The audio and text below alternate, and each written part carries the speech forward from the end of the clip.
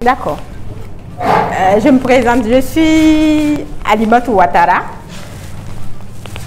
Je suis formatrice et coach sous le compte d'une ONG. Comme Guy a dit, et puis KMD, on est des collègues en fait.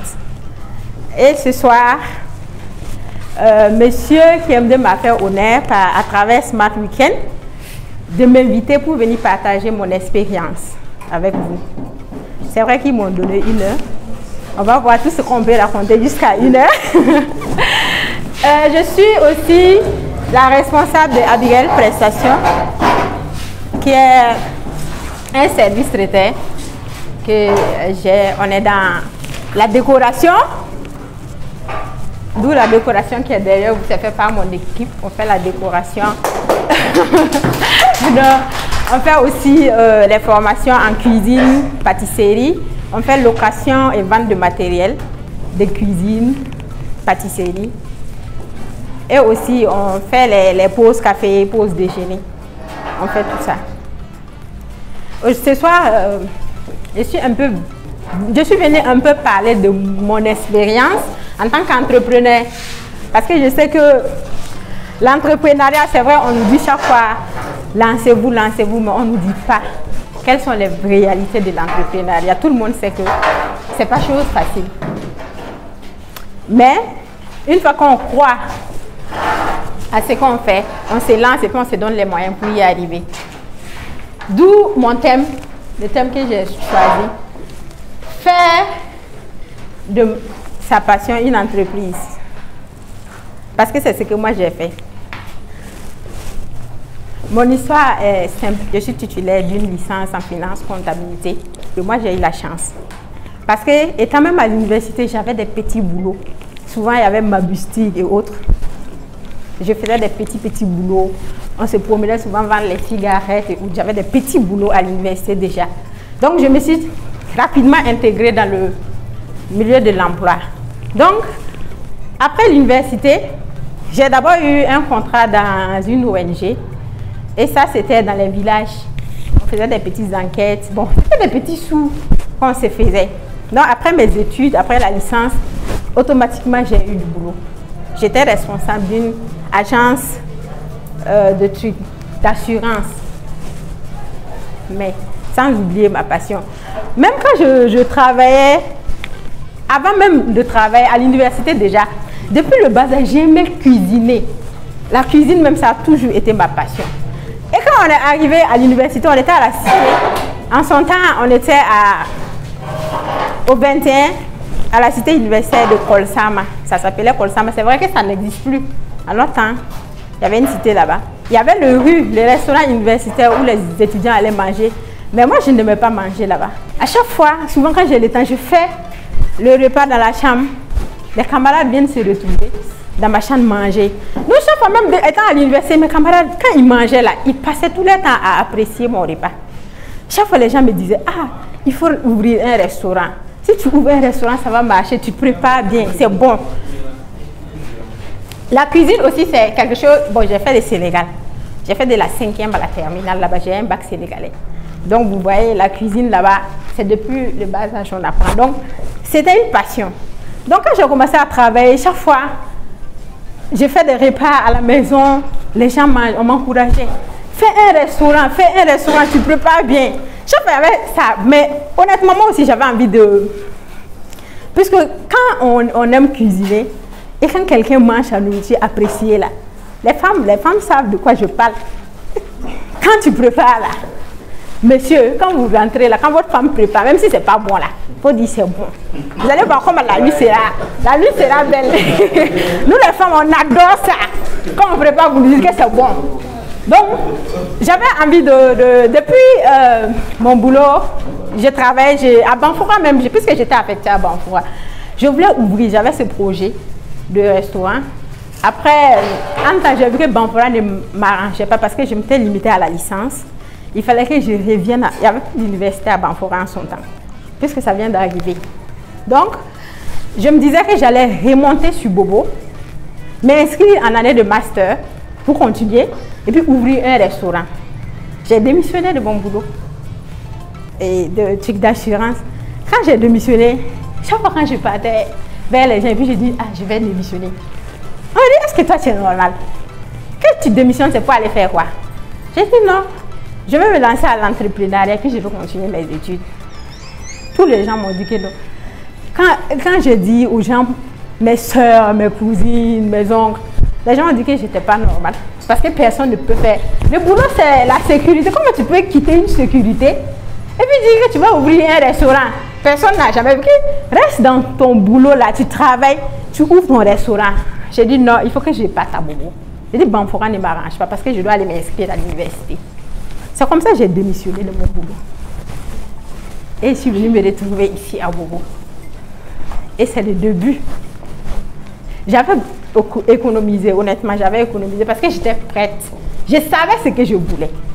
Du moins, je savais. Ce que je voulais, ce n'est pas ce qui allait se passer. Mais moi, je savais déjà ce que je voulais. Je voulais continuer mes études et puis lancer mon restaurant. Donc, j'ai économisé et quand j'ai démissionné, vous savez que quand on démissionne dans les entreprises, on vous verse les droits. J'ai fait assez d'économies. Je suis venue à Bobo. Et comme je ne connaissais rien sur l'entrepreneuriat, je ne m'étais jamais formée. Puisqu'à l'université, on nous apprend que quand tu as le diplôme universitaire, non, tu peux tout faire et tout. De toutes les façons, j'ai peur de quoi? C'est la comptabilité, j'ai fait. Gérer un restaurant, c'est quoi? Donc, c'est ça que j'avais dans ma tête. Je me suis dit que, aïe, ça va passer. Je vais faire un cahier, je vais faire les entrées, les sorties.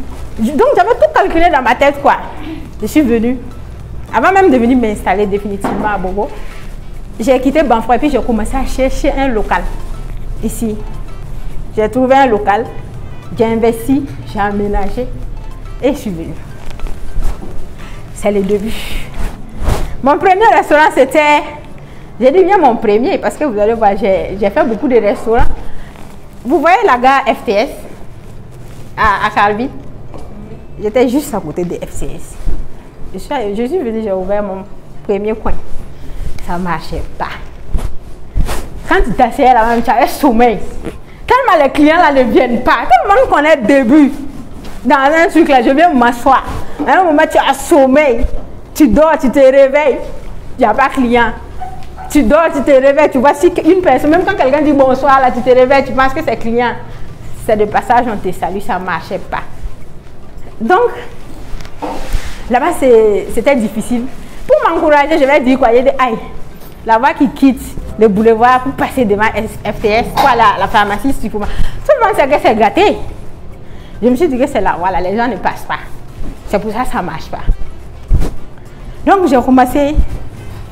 Mais j'ai une qualité, c'est que quand je veux quelque chose, je sais convaincre. Ça, c'est ma qualité. Et j'avais un oncle qui est assez bien placé ici, qui est très bien connu à Bobo, que je vais taire le nom. J'ai fait un projet, moi-même j'ai monté un projet de fast-food.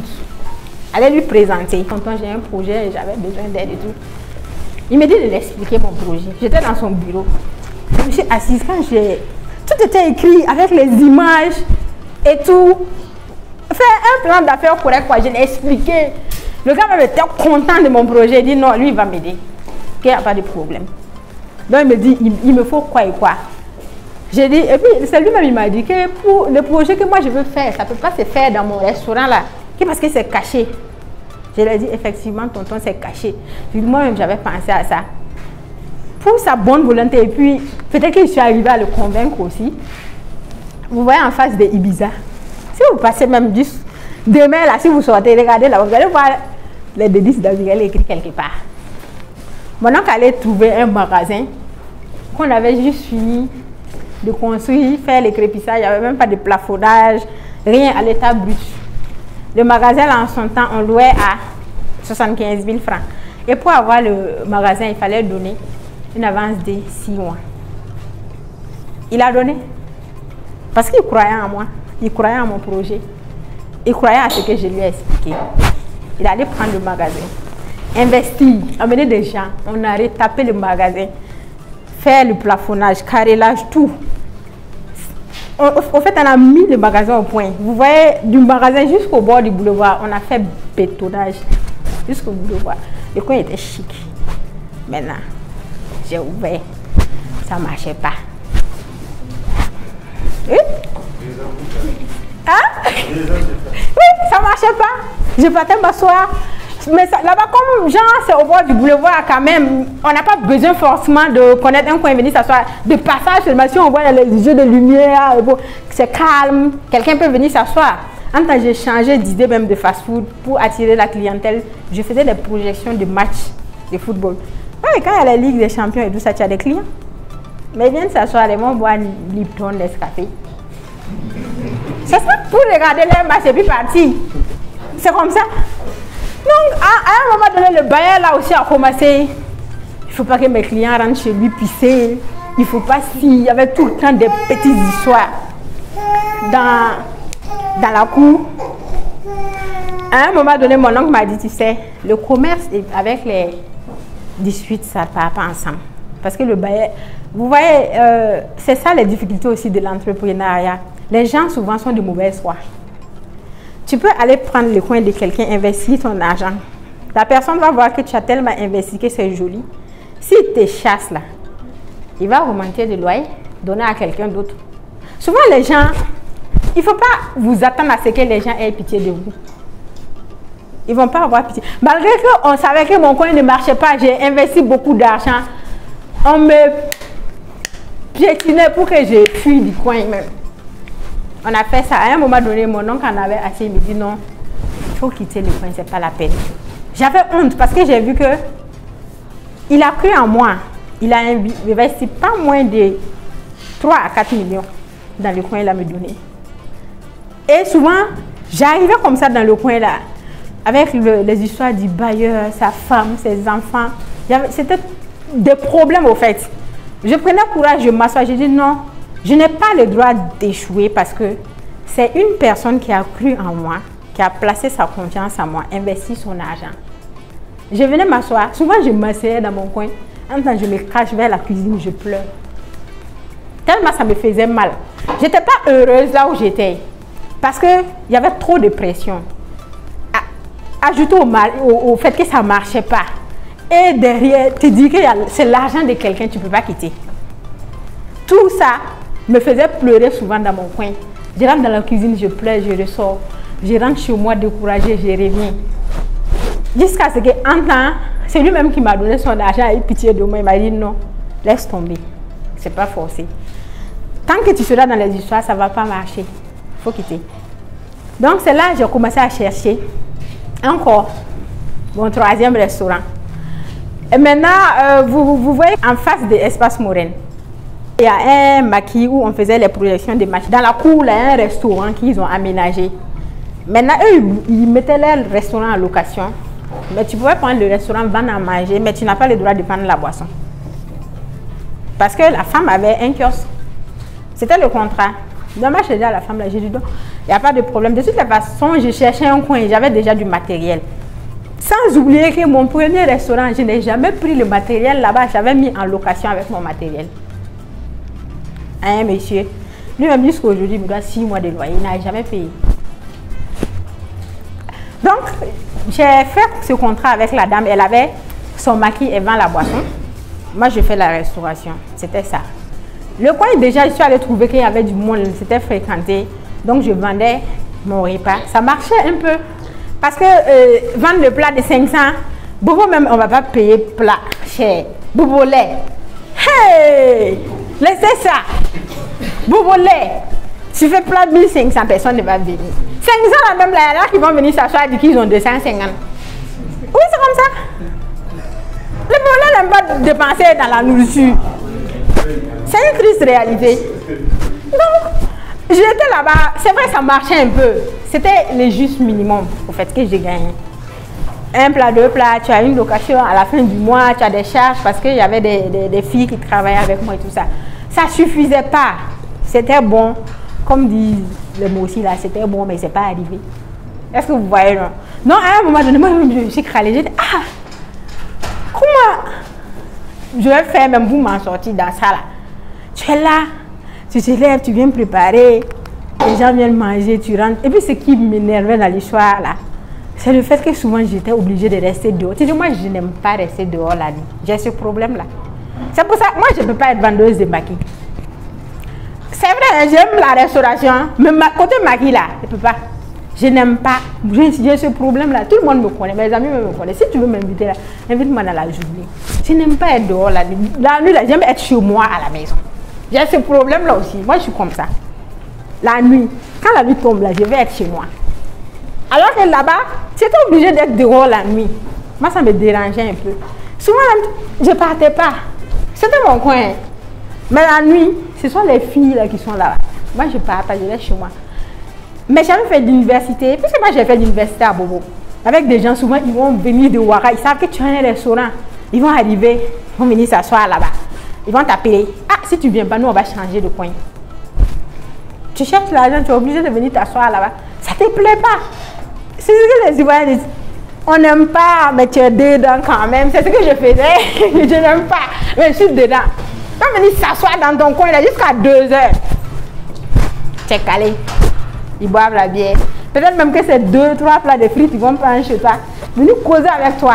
C'est pas facile. Hein? Tu es obligé de supporter. Tu vas faire comment? S'ils viennent 1 fois, 2 fois, ils t'appellent, tu ne sors pas. On va dire, tu fais les bouteilles. On vient dans ton coin, tu ne viens pas. Moi, à un moment donné, tout ça, là, ça me dérangeait. Je me suis assise un jour, je dis, est-ce que moi-même, je ne vais pas aller me former et puis faire pâtisserie? Parce que au moins, pâtisserie, là, je n'ai pas besoin de rester dehors la nuit. J'ai réfléchi jusqu'à... Je ne m'étais jamais formée. Même entrepreneuriat, je n'avais jamais fait. Jamais.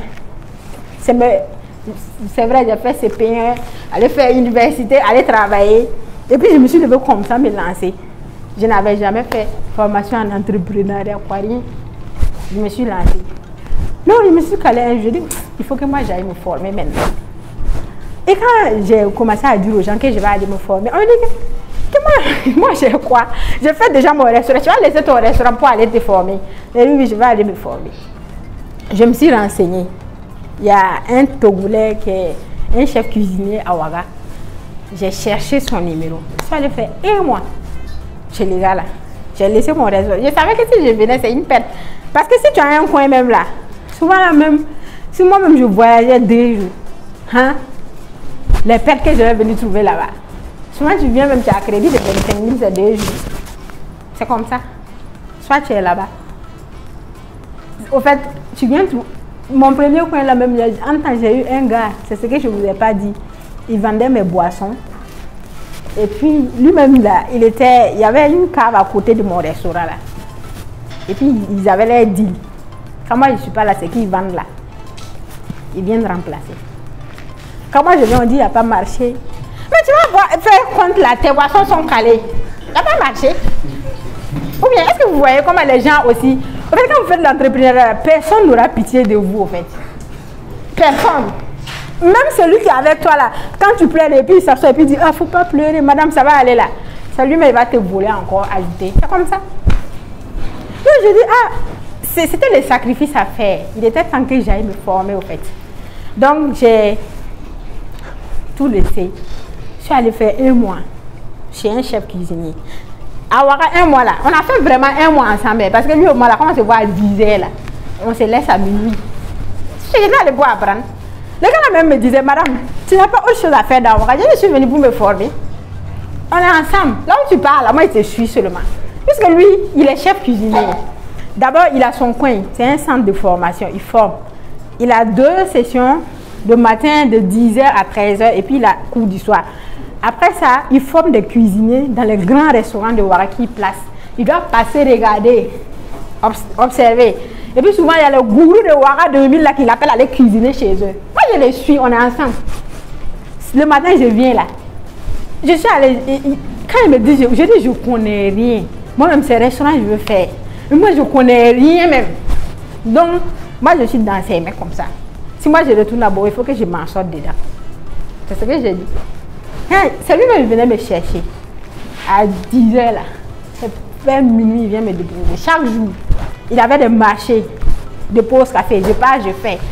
En fait, je n'ai pas vu que non, je suis allée chez lui pour me former. Souvent, il a des trucs, j'attends qu'il me donne 5 francs. Mais j'apprenais. Je suis allée pour apprendre à côté de lui. J'ai payé. Les 1 mois de formation que j'ai fait chez lui, j'ai payé 100 000 francs pour me faire former, oui. Et puis, je le suivais. Je partais l'aider à travailler sans demander 5 francs. J'ai fait ça. Et puis je suis rentrée. Après les 1 mois là. À Bobo, voilà. C'est le coronavirus aussi qui s'amène. D'abord, je viens dans mon restaurant. Le stock que j'avais laissé dans mon frigo, les poulets, il n'y avait rien. Puisque quand tu pars, tu vas laisser l'argent en tout cas pour rouler. Il n'y avait rien.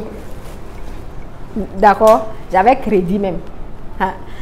Et puis maintenant, quand j'ai dit non de faire les comptes et puis me montrer là, on m'a envoyé 4500 francs après ma formation. Et puis j'arrive, on me dit que c'est le coronavirus. Ah, il ne faut pas préparer.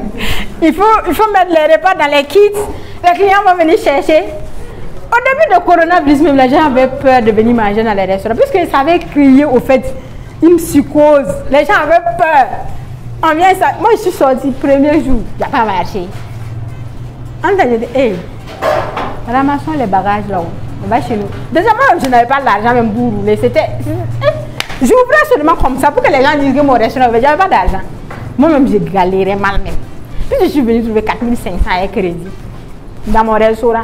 Moi-même, j'ai quitté formation, les dépenses, je n'avais rien. Au fait, quand on dit quelqu'un en faillite là, c'est dans cette position que j'étais. Je suis revenue. Donc, j'ai dit, hey, venez, on va fermer, ramasser nos bagages. En ce moment-là, je me suis rappelé que non, le gars qui est là-bas depuis longtemps là, il a mon matériel aussi, il ne paye pas mon loyer. C'est là que ça m'a énervé encore. Je suis allée lui dire, non, mon matériel, je vais emmener à la maison. Puis j'étais en train de ramasser les bagages. Il fallait que je ramasse tous mes bagages en même temps, aller déposer chez moi. J'ai tout ramassé. Je suis allée déposer chez moi. Maintenant, j'étais calée. Il y avait couvre-feu, tout ça là. Je dis, ah, je dis à ma cousine, mais ça c'est grave. Nous, on est là, on n'a rien à faire comme ça. Est-ce que ça c'est bien? On va manger comment? Un soir là, j'étais calée. J'étais dans ma chambre là. Je suis sortie, j'ai dit à ma cousine, va payer sachet d'eau. Elle m'a dit sachet d'eau. Je dis, les sachets qu'on prend pour attacher la glace là. Elle m'a dit, pourquoi on va vendre la glace? Elle est sortie là, à la boutique. On a enlevé l'eau. Puisque déjà j'avais les restaurants, j'avais les congélateurs qui étaient déposés à la maison. Je suis allée récupérer, déposer. On a attaché la glace. Je suis sortie devant ma porte, j'ai écrit ici vente de glace. Il y avait un couvre-feu, ça c'est un. Les gens étaient obligés de rentrer. Glace là, ça va marcher, il faisait chaud. Ou bien, on a écrit en même temps le lendemain là, ce qu'on avait attaché là, il faut voir. De toute façon, glace marche. Moi-même je ne savais pas. Tant que c'est pas chaud là. Tu ne sais pas que les vendeuses de glace gagnent l'argent. Moi, je ne savais pas que ça marchait. En même temps, et ça coïncide aussi.